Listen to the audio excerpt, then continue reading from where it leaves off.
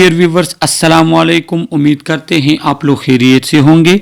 आज की इस इम्पॉर्टेंट वीडियो में हम हेल्थ असेसमेंट के एक इम्पॉर्टेंट यूनिट को डिस्कस करेंगे जिसका नेम है असेसमेंट ऑफ मस्कुलोस्केलेटल सिस्टम, जो कि हमारे पास 4th सेमेस्टर हेल्थ असेसमेंट के यूनिट नंबर 1 का चैप्टर नंबर 2 है। तो सबसे पहले हम आपको बता दें कि मस्कुलोस्केलेटल सिस्टम किसे कहते हैं। ये दरअसल हमारे पास कम्बिनेशन है दो सब सिस्टम का, जिसमें एक आता है मस्कुलर सिस्टम और दूसरा आता है स्केलेटल सिस्टम। तो मस्कुलोस्केलेटल सिस्टम जो है ये हमारे बॉडी को स्पेसिफिक शेप देता है। हमारे बॉडी के जितने भी मूवमेंट्स होते हैं, ये जो हम बोलते हैं, लिखते हैं, दौड़ते हैं, चलते हैं, बैठते हैं, उठते हैं, गेम खेलते हैं, तो जितने भी बॉडी के मूवमेंट्स होते हैं वो तमाम के तमाम मस्कुलोस्केलेटल सिस्टम की वजह से होते हैं।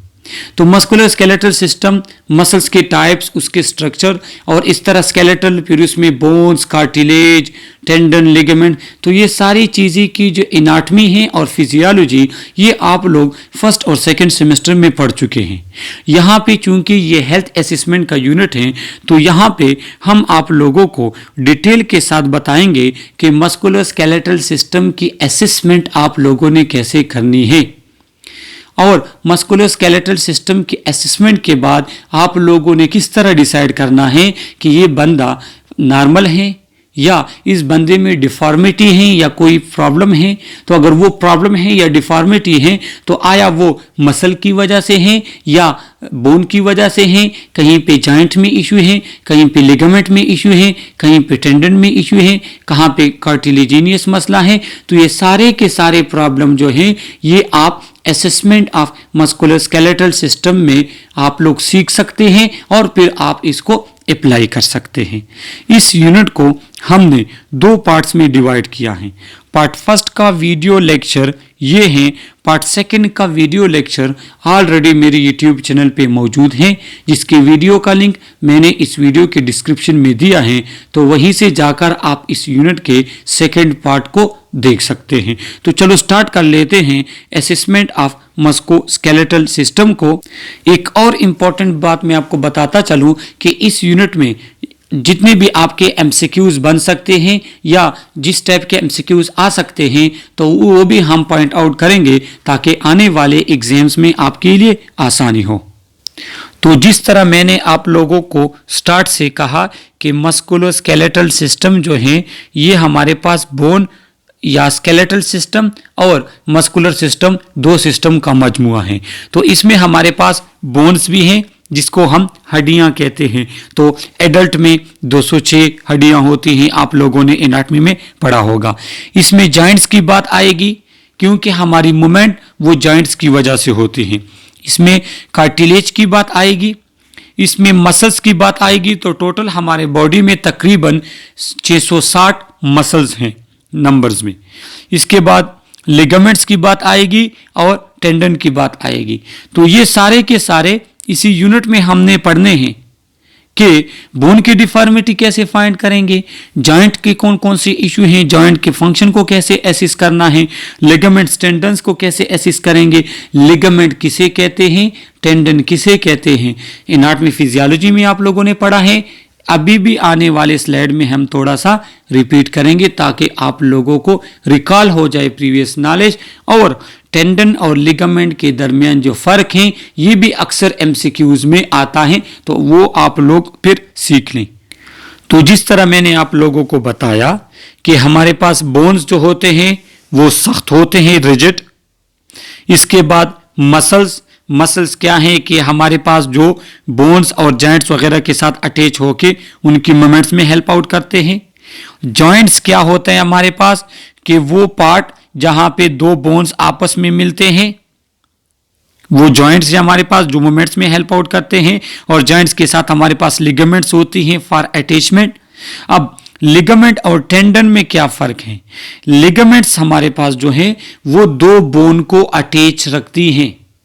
बोन टू बोन कनेक्शन जो हमारे पास होता है वो लिगामेंट्स की वजह से होता है, जबकि बोन और मसल्स में जो कनेक्शन होता है वो टेंडन की वजह से होता है। तो ये आप लोग एमसीक्यूज के लिए याद रख ले।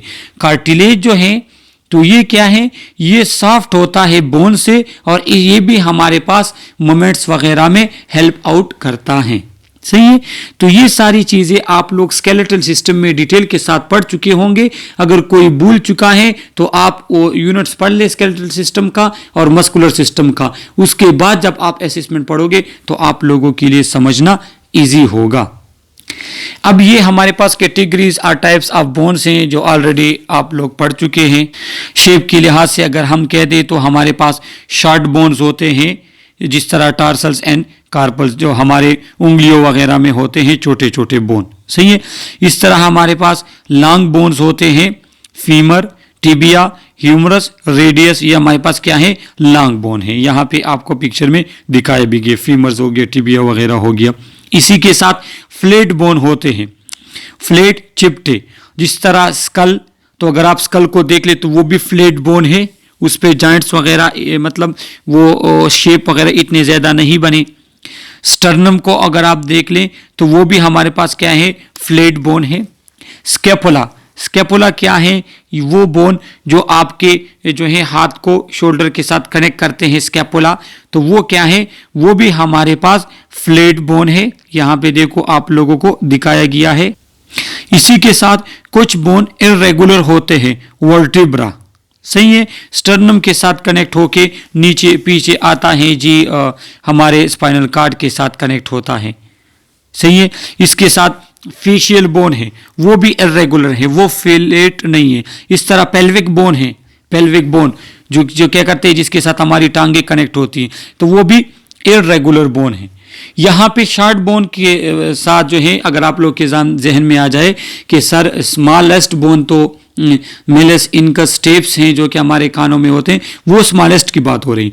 यहाँ पे शेप के लिहाज से हैं, एक शॉर्ट बोन है, एक लॉन्ग बोन, दूसरा फ्लैट बोन, फोर्थ वन हमारे पास क्या है, इर्रेगुलर बोन। तो ये बोन के टाइप्स हैं जो आपके माइंड में होने चाहिए। सही है। ये बेसिक्स हैं जो आप लोग एनाटॉमी फिजियोलॉजी में डिटेल के साथ पढ़ चुके हैं, लेकिन इससे भी एमसीक्यूज आ सकते हैं, क्योंकि जब आपके कोर्स में इंक्लूड हैं तो वो लेकर आ सकते हैं। फिर अब हमारे पास बात आ जाती है जॉइंट्स की। तो मैंने आपको कहा कि दो या दो से ज्यादा बोन्स या हड्डियां जब एक दूसरे के साथ कनेक्ट होती हैं तो उस पॉइंट को कहते हैं जॉइंट्स। तो इसमें फिर हमारे पास टाइप्स ऑफ जॉइंट्स हैं जो आप लोग एनाटॉमी फिजियोलॉजी में पढ़ भी चुके हैं। यहाँ पे भी रिमाइंडर मैं आपको दे दूं, लेकिन फिर से मैं वही बात दोहराऊंगा कि डिटेल के लिए आप वहां से फिर पढ़ सकते हैं कि साइनोवियल जॉइंट्स। साइनोवियल जॉइंट्स हमारे पास असल में फ्रीली मूवेबल जॉइंट्स होते हैं, जिसमें साइनोवियल फ्लूइड होता है, जिसमें आप जो है बोन को 360 डिग्री में इधर उधर क्या कर सकते हैं, मूवमेंट दे सकते हैं। जिस तरह शोल्डर में हो गया, अब आप ये शोल्डर में है तो आप हाथ को ऊपर उठा सकते हैं, नीचे लेकर आ सकते हैं, फ्रंट में लेकर जा सकते हैं, बैक में लेकर जा सकते हैं। इस तरह हिप हो गया, नी, रिस्ट, एल्बो एंड एंकल। तो ये जितनी भी जॉइंट्स हैं इनको साइनोवियल जॉइंट्स कहते हैं, because of freely movement and synovial fluid. यहां पे इस पिक्चर में आप लोगों को दिखाया गया है। सही है। सेकंड, इसके बाद आ जाती है कार्टिलेजिनियस जॉइंट्स, जिस तरह वर्टिब्रा हो गया या सिम्फिसिस प्यूबस हो गया। वर्टिब्रा तो आप लोगों को पता है जो हमारे स्पाइनल कार्ड में है। सही है। वर्टिब्रल कॉलम में जो बोन्स है छोटे छोटे वर्टिब्रा हैं जिसके अंदर स्पाइनल कार्ड होता है। सही है। तो वो कार्टिलेजिनियस जॉइंट हैं, यहाँ पे इस पिक्चर में आप लोगों को दिखाया गया है। कार्टिलेजिनियस जॉइंट में की ये क्वालिटी है कि वो मूवमेंट तो अलाउ करते हैं या मूवमेंट करते हैं, लेकिन एक शॉर्ट रेंज। साइनोवियल जॉइंट जितने वो ज्यादा मूवमेंट नहीं करते, तो वो कार्टिलेजिनियस जॉइंट होते हैं। सिम्फिसिस प्यूबस की जो बात हमारे पास आ जाती है तो वो क्या है कि वो हमारा जो पेल्विक बोन होता है उनके दरमियान जो कनेक्शन है, तो उस जॉइंट को भी सिम्फिसिस प्यूबस कहते हैं और वहां पे भी कार्टिलेजिनियस जॉइंट होता है। इसके बाद बात आ जाती है हमारे पास फाइब्रस जॉइंट की। फाइब्रस जॉइंट को इमूवेबल जॉइंट्स भी कहते हैं कि वो बोन्स टू बोन कनेक्शन तो है लेकिन वो मूवमेंट नहीं करते। जिस तरह हमारे पास ये स्कल है, स्कल हेड जो हमारे पास स्कल, तो उसमें जितने भी जॉइंट्स होते हैं उनको फाइब्रस जॉइंट या इमूवेबल जॉइंट्स कहते हैं। तो अब हमारे पास ये जो 3 टाइप्स के जॉइंट्स है तो इसको और भी नेम यूज होते हैं। साइनोवियल जॉइंट को फ्रीली मूवेबल जॉइंट कहते हैं। सेकंड जो हमारे पास कार्टिलेजिनियस जॉइंट, इसको स्लाइटली मूवेबल जॉइंट कहते हैं। और फाइब्रस जॉइंट को इमूवेबल जॉइंट्स भी कहते हैं। तो ये जॉइंट्स के टाइप्स है। जब हमें नॉर्मल टाइप्स और मोमेंट्स का पता होगा तो तब ही हम एसेस कर सकेंगे कि आया ये पर्सन के नॉर्मल मोमेंट्स हैं या नॉर्मल मोमेंट्स नहीं हैं। सही है, तो ये भी आप लोग एमसीक्यूज के लिए ये जॉइंट्स के टाइप्स याद रख लें। अब ये हमारे पास लिगामेंट वर्सेस टेंडन्स में डिफरेंशिएशन है जो मैंने आपको पहले भी बता दिया। लिगामेंट्स जो होते हैं वो strong, dense and flexible bands of fibrous tissue connecting bones to another bone. क्या होता है कि लिगामेंट्स हमारे पास बोन टू बोन कनेक्शन है। ये स्ट्रांग, डेंस और फ्लेक्सिबल बैंड्स होते हैं फाइब्रस टिश्यू के, और पिक्चर में इन्होंने आप लोगों को दिखाया भी है। टेंडन्स जो होते हैं तो वो क्या होते हैं कि bands of fibrous connective tissue that tie bones to muscles. ये बोन को मसल्स के साथ कनेक्ट करते हैं, तो वो टेंडन है हमारे पास। तो ये 2 एमसीक्यूज के लिए आप लोग याद रख ले कि ligaments bone to bone connection है, जबकि टेंडन जो है वो बोन टू मसल्स कनेक्शन है हमारे पास। अब हमारे पास बोन्स हो गए, जॉइंट्स हो गए, टेंडन और लिगामेंट्स हो गए। अब बात आ जाती है मसल्स की। तो मसल्स भी आप लोग डिटेल के साथ मस्कुलर सिस्टम में पढ़ चुके हैं।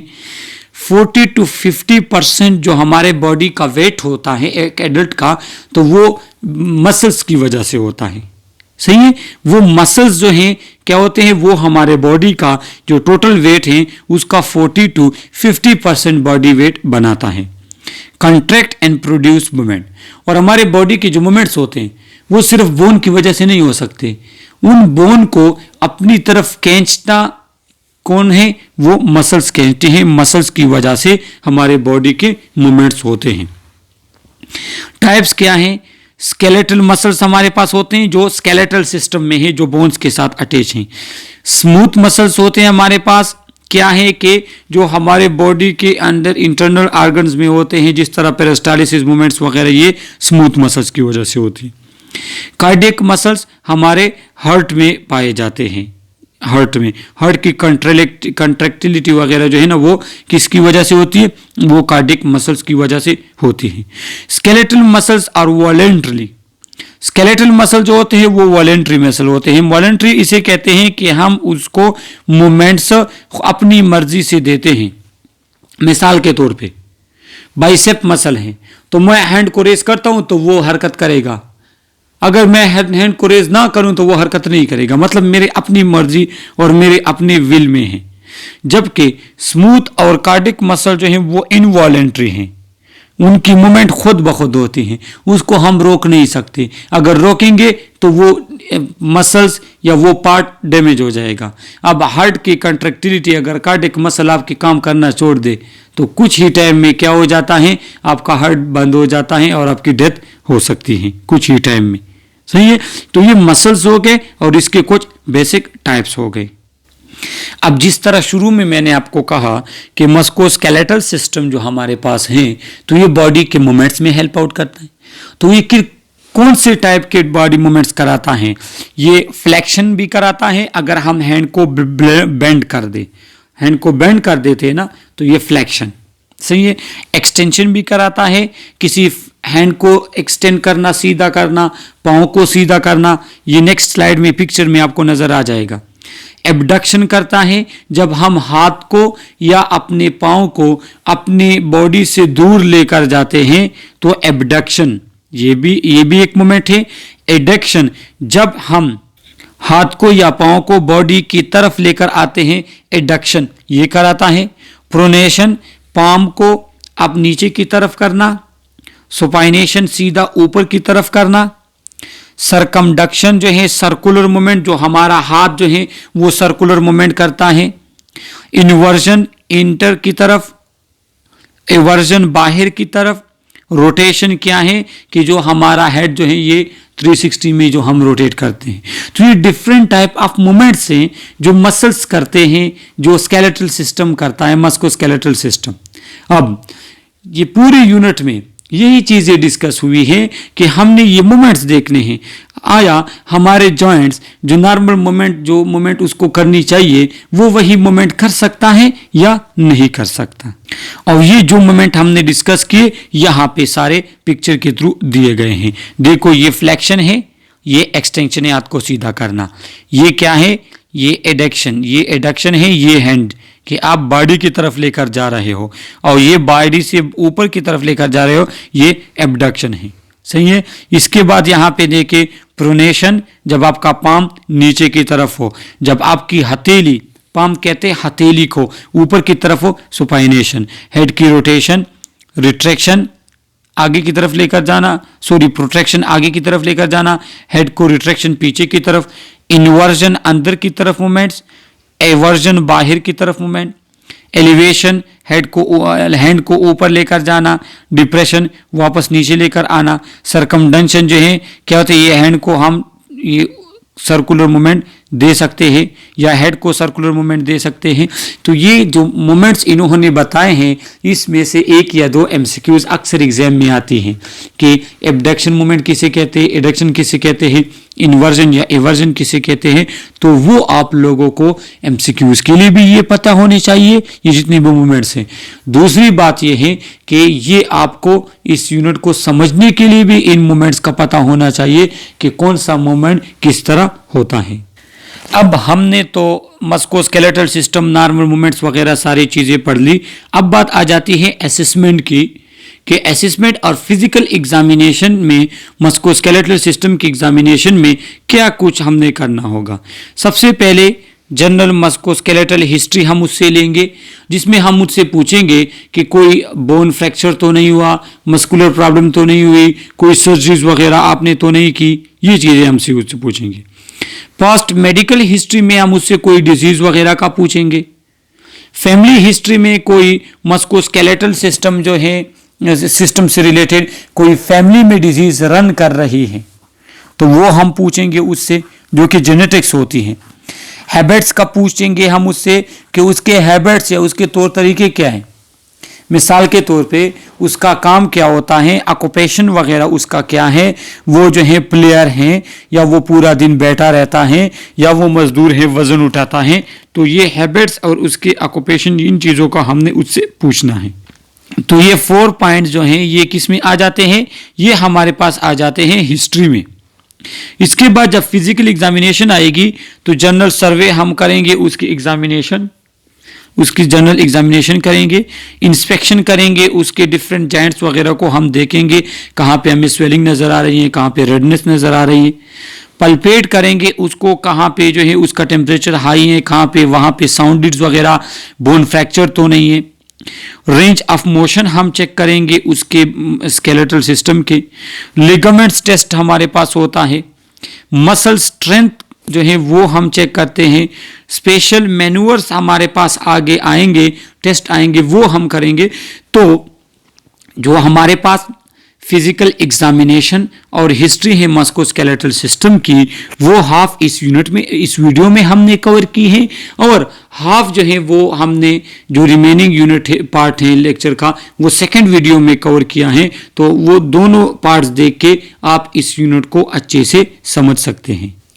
अब ये हमारे पास कुछ इक्विपमेंट्स और टेक्निक्स हैं जो कि असेसमेंट ऑफ मस्कुलोस्केलेटल सिस्टम में हमने यूज करने हैं। हमारे पास होता है स्किन मार्किंग पेंसिल। पेंसिल होता है जिससे हम जॉइंट्स वगैरह को मार्क करते हैं, बोन को मार्क करते हैं कि नॉर्मल यहाँ से यहाँ तक होता है, पर पेशेंट का इससे ज़्यादा है या कम है। गोनीमीटर हमारे पास होते हैं। गोनीमीटर ये हमारे पास क्या है, गोनीमीटर है जो क्या करता है, जो रेंज ऑफ मोशन को मेजर करता है कि नॉर्मल कितना है और पेशेंट का कितना आ रहा है। सही है। तो ये एंगल बनाता है और आपको बताता है कि कितना मोमेंट आपके पास नॉर्मल हो सकती है और ये कितनी कर रहे हैं। मेजरिंग टेप होता है, वही बात कि बोन को, जॉइंट को, हाइट वगैरह को, लेंथ को मेजर करने के लिए। रिफ्लेक्स हैमर भी हमारे पास है, जॉइंट मूवमेंट वगैरह के लिए हम क्या करते हैं, ये हैमर यूज करते हैं। ये बेसिकली न्यूरोलॉजिकल असेसमेंट में भी ज़्यादा यूज होते हैं। स्फेग्मोमेनोमीटर हमारे पास है, जो बीपी कफ है, तो वो भी different type of muscles activity, muscle tone, muscle strength के लिए भी हम स्फेग्मोमेनोमीटर यूज करते हैं। सही है। इसके बाद जो टेक्निक हम यूज करेंगे तो मेनली दो टेक्निक होंगे। एक होगा इंस्पेक्शन, कि हम अपने आइज के थ्रू उस जगह को इंस्पेक्ट करेंगे, देखेंगे। सेकंड होगा पल्पेशन, हम पल्पेट करेंगे फिंगर्स के थ्रू कि आया वहां पे स्वेलिंग है, वहां पे कहीं ब्रेन जो है बोन ब्रेकेज है, या वहां पे हमारे पास कोई क्रैक्स वगैरह के साउंड तो नहीं आ रहे। तो क्या है, ये इक्विपमेंट्स और टेक्निक ये भी आप लोगों को एमसीक्यूज के लिए पता होनी चाहिए कि कौन सा इक्विपमेंट मस्कुलोस्केलेटल सिस्टम के लिए यूज होता है। तो इसमें अगर एक भी उन्होंने दिया हो तो फिर आप लोगों ने वही क्लिक करना होगा। जनरल मस्कुलोस्केलेटल हिस्ट्री जब हम लेते हैं तो क्या है कि history should be as relevant history होनी चाहिए। बूढ़ी से उसी के मुताबिक, या छोटा बच्चा होता है उसकी अपनी हिस्ट्री होगी तो एज रेलिवेंट होगी, मतलब बूढ़े से अलग क्वेश्चन आपके होंगे, बच्चे से अलग होंगे। Through thorough symptoms analysis of complaints like pain, redness, swelling, stiffness, आपने तारो सिम्टम एनालिसिस करनी है। तारो कहते हैं फुल, ओवरऑल आपने क्या करना है, एनालिसिस करनी है, सिम्टम्स पॉइंट आउट करने हैं किसके, कंप्लेंट्स वगैरह के, कि आया उनको पेन हो रहा है, उनको जॉइंट्स में रेडनेस है, उनको कहीं पे स्वेलिंग है, उनको कहीं पे स्टिफनेस है। तो ये सारी चीजें आपने क्या करनी है, ये आपने असेसमेंट में चेक करनी है। जॉइंट कंप्लेंट्स, अगर वो जॉइंट मूवमेंट का कोई कंप्लेंट कर रहे हैं या जॉइंट पेन वगैरह का कोई कंप्लेंट कर रहे हैं तो वो भी आपने चेक करना है। मस्कुलर कंप्लेंट आप देखेंगे, अगर वो मसल्स का कोई कंप्लेंट कहते हैं कि जी, अक्सर होता है ना, कहते हैं कि जी मसल खींचे जाते हैं या मसल जो है वो स्टिफ हो गए, मूवमेंट ही नहीं कर रहे। स्केलेटल कोई कंप्लेंट्स अगर उसको हुए थे, पहले इंजरी कोई उसको हुई थी, बैक पेन उसको हुआ था, अगर हुआ था तो क्यों हुआ था, फिर कैसे ट्रीट हुआ, तो ये सारे जो इंफॉर्मेशन है ये हमने जनरल जो मस्कुलोस्केलेटल हिस्ट्री है उसमें अपने पेशेंट से पूछने होते हैं। जो पोस्ट मेडिकल हिस्ट्री हमारे पास है, तो history of any musculoskeletal disorder and procedure, अगर कोई जो है हमारे पास इस तरह मस्कुलोस्केलेटल डिसऑर्डर उसने गुजारा हो या कोई प्रोसीजर, कोई सर्जरीज वगैरह उसने की है तो वो भी आपने पूछना है।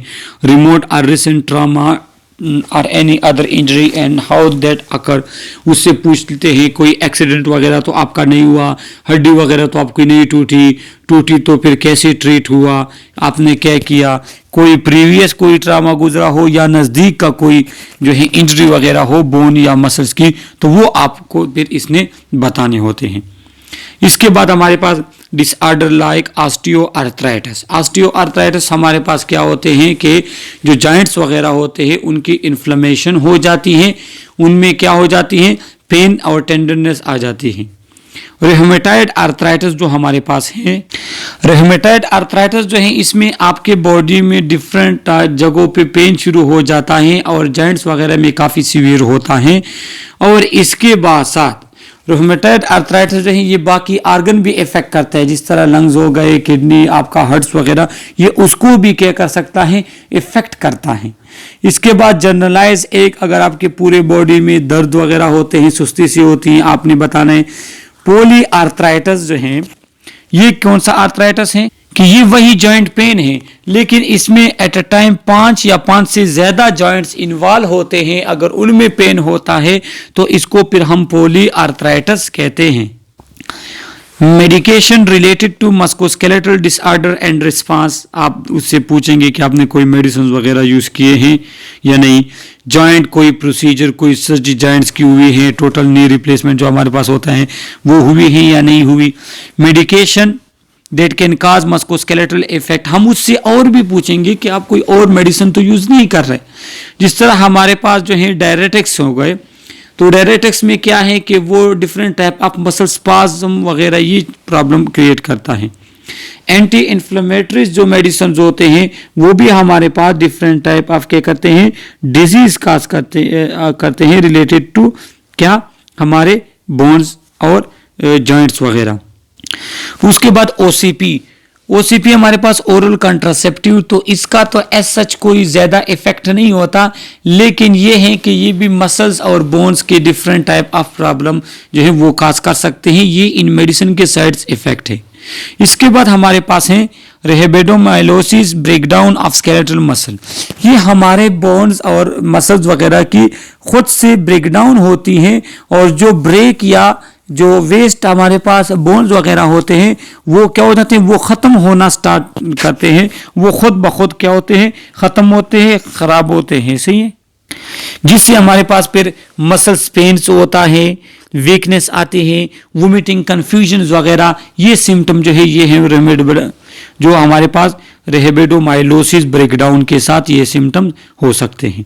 Disease causing musculoskeletal system like thyroid, parathyroid या डायबिटीज वगैरह तो उसको नहीं है, अगर है या ये डिजीज गुजरी है तो कब गुजरी है और वो कितना इफेक्ट हुआ था, तो ये सारी चीजें हमने पास्ट मेडिकल हिस्ट्री में पूछनी होती है।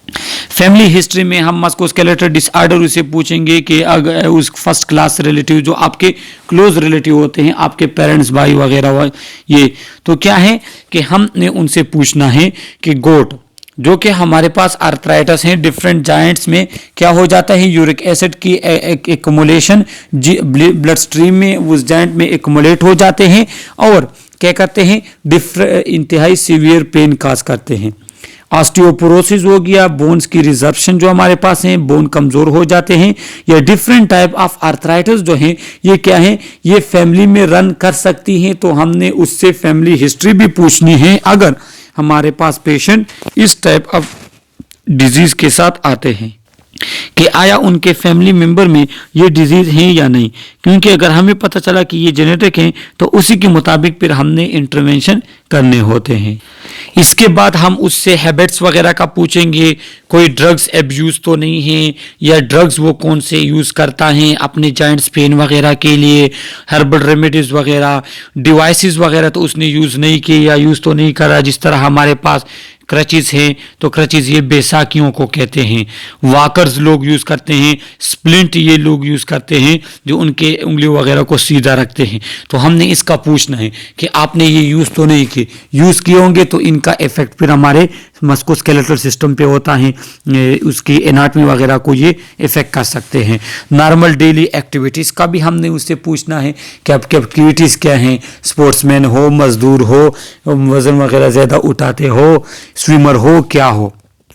इसके बाद ऑक्यूपेशनल कौन से ऑक्यूपेशन से ताल्लुक रखता है, सोशल उसके रिक्रिएशनल फिजिकल एक्टिविटी उनसे क्या है, रिक्वायरिंग रिपीटेटिव मोशन और स्ट्रेसर टू मस्कुलोस्केलेटल सिस्टम, या आपके क्या है कि वो कौन से स्ट्रेस वगैरह जो मस्कुलोस्केलेटल सिस्टम पे इफेक्ट होते हैं, कभी जॉइंट पेन, कभी पाँव में दर्द, कभी पाँव में वो क्या कहते हैं स्वेलिंग वगैरह। तो ये सारे के सारे जो हैं आपने उससे पूछने हैं कि आपके हैबिट क्या हैं, अगर आपके पाँव वगैरह में दर्द आ जाता है तो उसके लिए आप क्या यूज़ करते हो।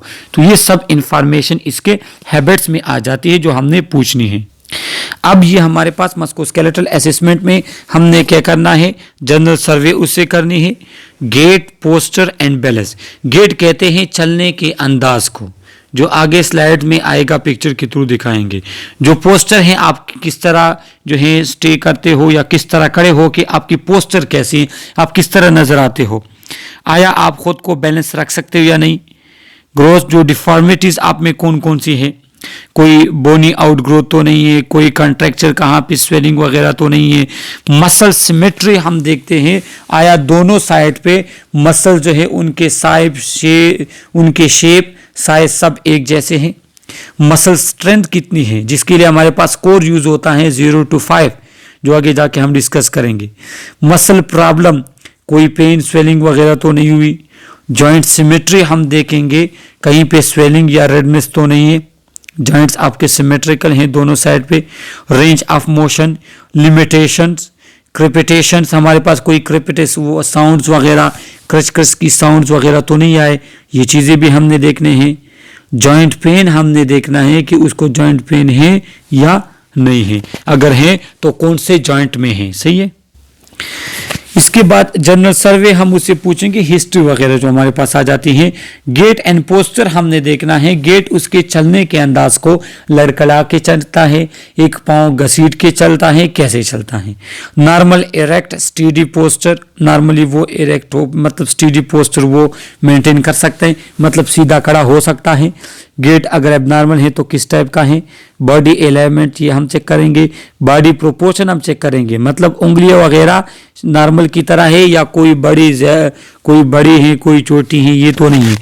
Ease of movement on setting changing position, क्या है कि वो पोजीशन किस तरह चेंज करता है, मतलब उसकी मूवमेंट कैसी है, एक जगह से उठ के दूसरी जगह बैठता है, कैसे बैठता है, बैठने में उठने में कोई मुश्किल वगैरह तो नहीं है। तो ये सारी चीजें हमने एसिस करनी है।